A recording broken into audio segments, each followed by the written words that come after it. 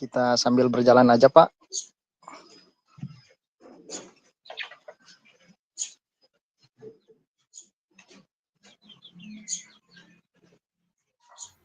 Oke, kita mulai lagi ya. Ya, Pak, siap.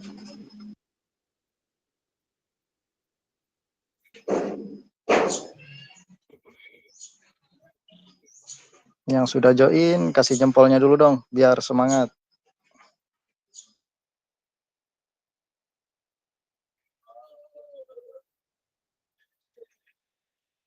Oke, kita mungkin nggak lama ya. Sekitar 15 atau 20 menit. Setelah itu kita istirahat siang, seperti biasa. Oke, gimana? Yang sudah mengerjakan? Tadi baru ada 2 tuh yang ngupload ke ini ya, ke Google Drive-nya. Oke, yang lain ditunggu. Silakan. Yang tadi tuh ada Mustofa sama ini sudah tuh ya.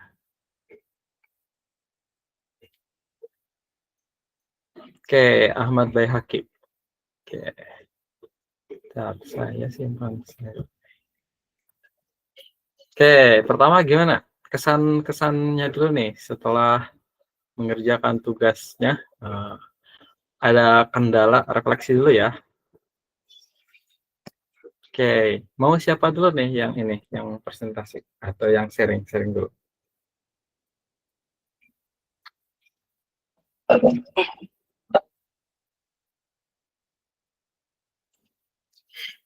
Oke, mau di sini ada Mustofa. Ada nih Mustofa ya. Baihaqi belum masuk nih. Oke, Mustofa gimana?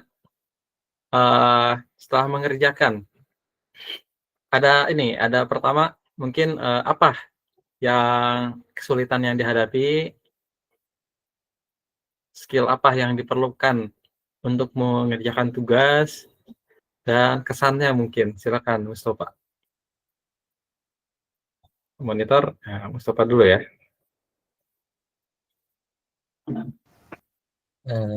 Apaan tadi gimana, Pak?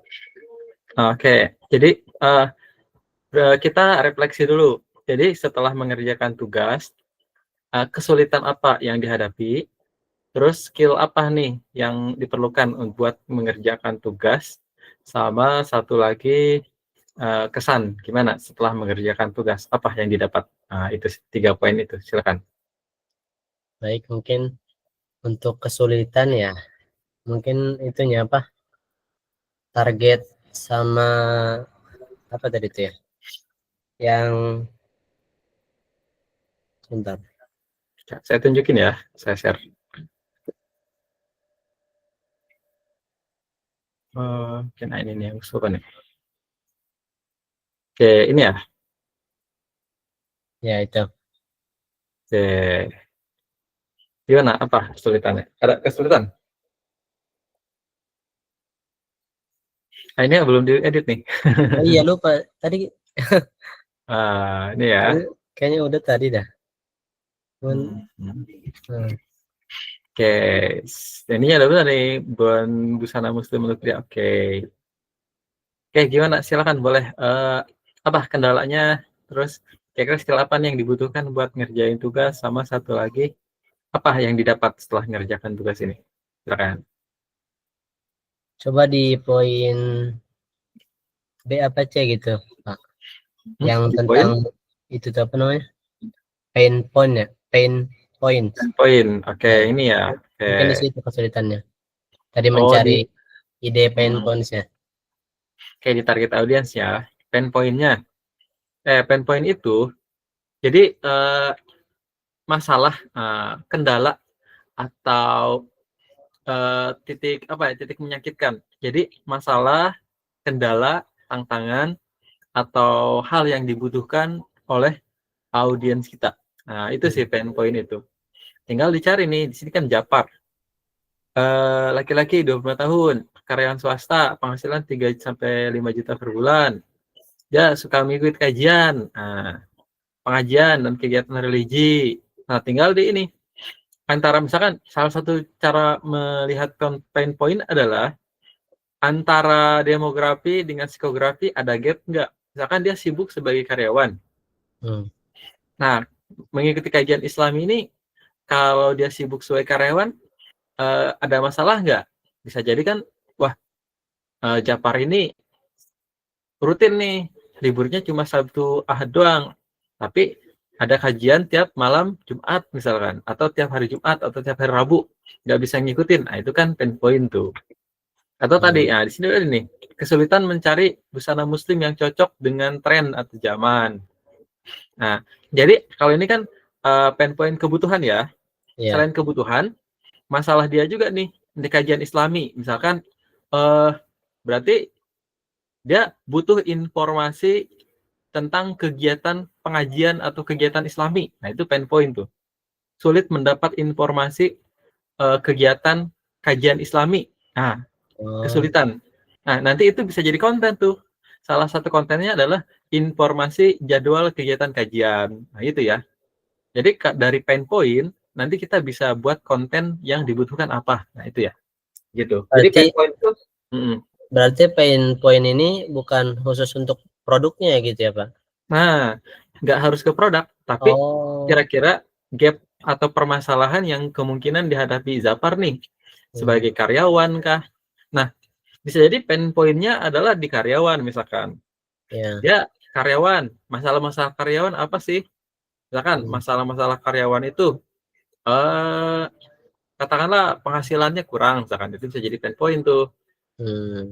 Dibandingkan dengan apa? Dengan gaya hidup. Misalkan kalau gaya hidupnya mahal tapi gajinya 3,5 juta, 3 sampai 5 juta, berarti ya itu jadi gap tuh. Oh, jadi masalah tuh. Berarti gajinya tidak cukup untuk memenuhi gaya hidup. Nah, gitu ya. Jadi sebenarnya dibandingkan aja di demografi, di psikografi, cari petunjuk gap atau masalah dari sini. Nah, di sini kan suka kajian ya. Bisa jadi Japar ini karena sibuk fokus kerja, dia nggak tahu tuh jadwal kegiatan kajian. Nah, itu pain point tuh. Berarti misalkan tambahin nih. Sulit misalkan. Sulit dapat informasi kegiatan kajian. Nah, itu salah satunya misalkan. Nah, ini jadi konten nih. Kontennya misalkan potongan-potongan video kajian. Satu tuh jadi konten tuh. Atau misalkan konten lainnya tadi informasi kegiatan kajian di sekitar Pandeglang misalkan. Nah, itu jadi konten. Kayak itu ya. Itu yang dimaksud dengan pain point. Oke, ada lagi nggak? Gimana, Japar? Japar lagi. Mustafa, gimana? Ada ini pertanyaan atau ada kendala lagi? Mungkin ya itu tadi di gaps sama di pain points, Pak. Mencari gapsnya itu. Oke. Nah, ini memang kita harus ini, pokoknya kalau sudah ada demografi dan psikografi, kan kalau kemarin juga ada ini ya, basis geografis. Nah, itu juga bisa tuh. Kalau misalnya geografis. Contoh, kalau geografis, dia itu, karena kan Japar ini geografisnya tinggalnya di puncak, misalkan di Bogor.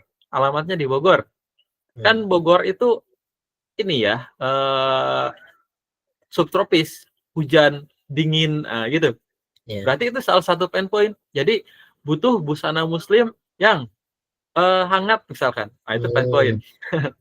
Kalau misalkan ada geografis misalkan, gitu ya. Nah, gitu. Cuma dari demografi, geografi, geografis dan yang lainnya, kita bisa nemukan tuh kira-kira pain point atau masalah atau tantangan yang dihadapi oleh audiens persona kita apa, itu bisa ketulah. Nah, gitu ya. Oke, ada lagi? Mungkin cukup. Oke. Yang lain nggak ada kendala ya?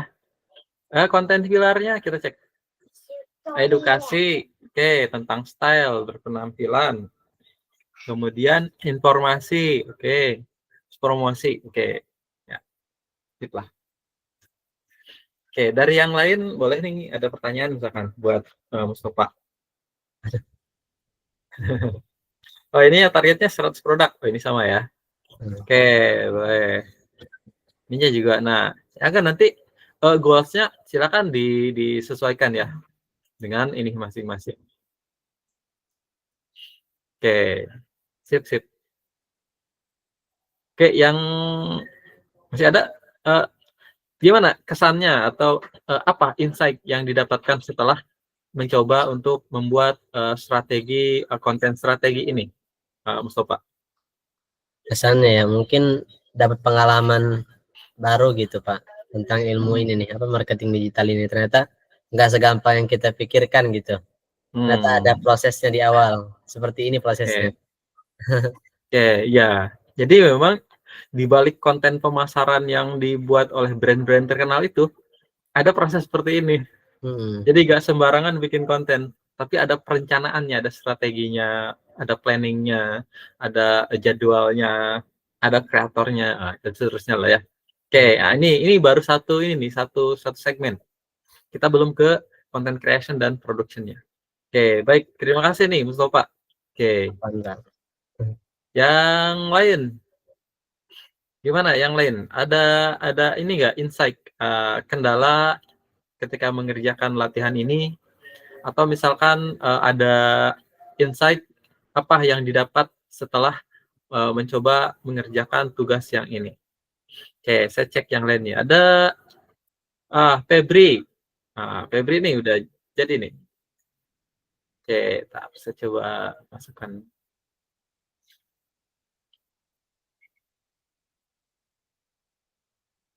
Oke. Febri, boleh silakan. Febri sudah raise hand tuh. Boleh, ada yang ditanyakan? Baik. Assalamualaikum warahmatullahi wabarakatuh. Waalaikumsalam. Waalaikumsalam warahmatullahi wabarakatuh. Baik, terima kasih Pak Kamal. Untuk tugas 5 ini ternyata sangat berkesan bagi saya. Ternyata benar apa yang disampaikan oleh Pak Kamal.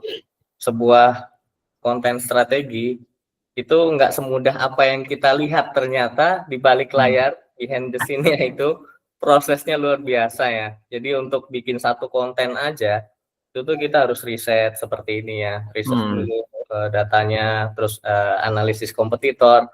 Ini sebuah insight yang menarik sih Pak menurut saya, supaya kita semua yang belajar di sini tuh tahu proses untuk pembuatan konten tuh ternyata nggak mudah ya gitu, nggak seperti apa yang kita lihat hasilnya gitu. Dari sini aja kita butuh waktu untuk meresearch semua data, sehingga nantinya kita tuh bisa bikin konten yang luar biasa lah gitu. Syukur-syukur bisa FYP kalau di TikTok, atau jadi konten unggulan kalau di Instagram. Itu sebuah bonus sebenarnya dari proses yang kita lewatin ini ya Pak ya. Kalau untuk dari review tugas yang diberikan di sini, izin untuk memaparkan sedikit mungkin Pak ya, izin ya boleh. Nah, oke, boleh dari sana ya, dari Pak. Nah, silakan. Baik.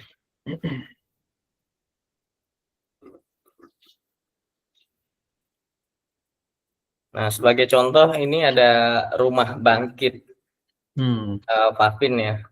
Untuk periode strateginya saya pakai yang per quarter ya. Di sini untuk Oktober sampai Desember. Jadi kue kering tradisional Serang, kue bangkit dan sagon bakar. Fokusnya pada resep yang otentik, 100% bahan lokal, dikemas untuk oleh-oleh dan hampers. Positioningnya oleh-oleh premium lokal dengan sentuhan homely gitu. Untuk data IG-nya saat ini 251 posting, termasuk Reels dan feed. Kemudian ada 681 follower, dan dia mengikuti 524 followernya gitu. Yang lainnya. Jadi bisa jadi untuk yang beliau follow ini kebanyakan dari followernya sendiri, ini bagus sih. Jadi datanya real gitu. Kan waktu beberapa materi yang lalu Pak Kamal juga sampaikan bahwa kalau misalkan antara follower sama engagement reach-nya terlalu kecil, berarti kebanyakan bot tuh, atau bisa jadi beli ya Pak ya. Nah, kalau ini kayaknya banyakan aslinya nih gitu. Nah, untuk goal dan objektifnya, yang pertama di sini itu brand awareness, engagement, dan community building. Dan yang ketiga adalah sales conversion. Nah, objektifnya di sini reach per posting itu harapan kita sih ya bisa dapat 2.500 lah per post gitu. Terus engagement rate-nya harapannya 3% lebih gitu. 3 bulan ya.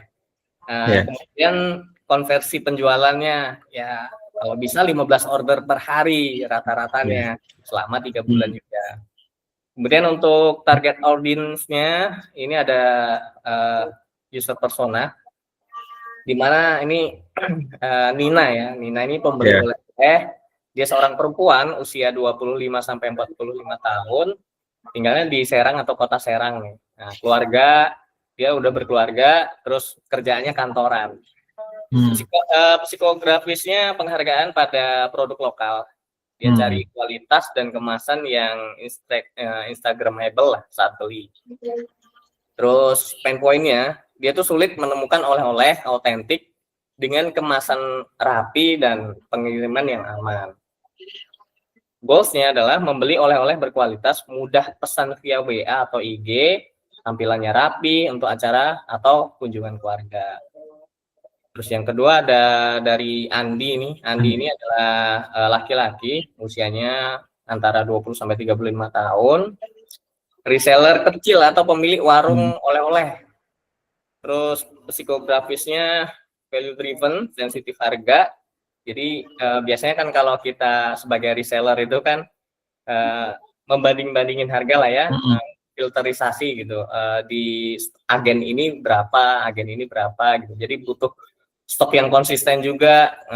Harga di agen B misalkan atau di toko B lebih murah tapi dia stoknya nggak konsisten, itu juga jadi bahan untuk bagi reseller nantinya. Pain point-nya ketersediaan batch-nya ini terbatas, jadi butuh harga grosir dan ketetapan pengiriman.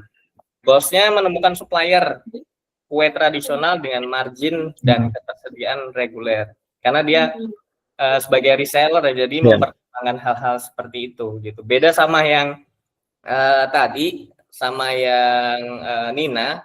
Kalau dia mah yang penting oleh-olehnya berkualitas gitu, gampang pesennya gitu. Jadi nggak kayak si Andi. Nah, kalau kompetitor analisisnya di sini ada Rumah Kue 71, Fokus Kue Keringnya dan Hampers. Followernya udah gede sih. Operasional retail dan online lokal kuat gitu ya. Kalau strength-nya itu pengikutnya udah gede, reputasinya jualan hampers, konten sering menampilkan paket dan testimoni. Weakness-nya brand position-nya generic gitu, sedikit konten edukasi atau heritage. Kemudian ada Inako Cookie Serang. Inako Cookie Serang, ini toko kue homemade di Serang, konsisten posting produk dan order flow.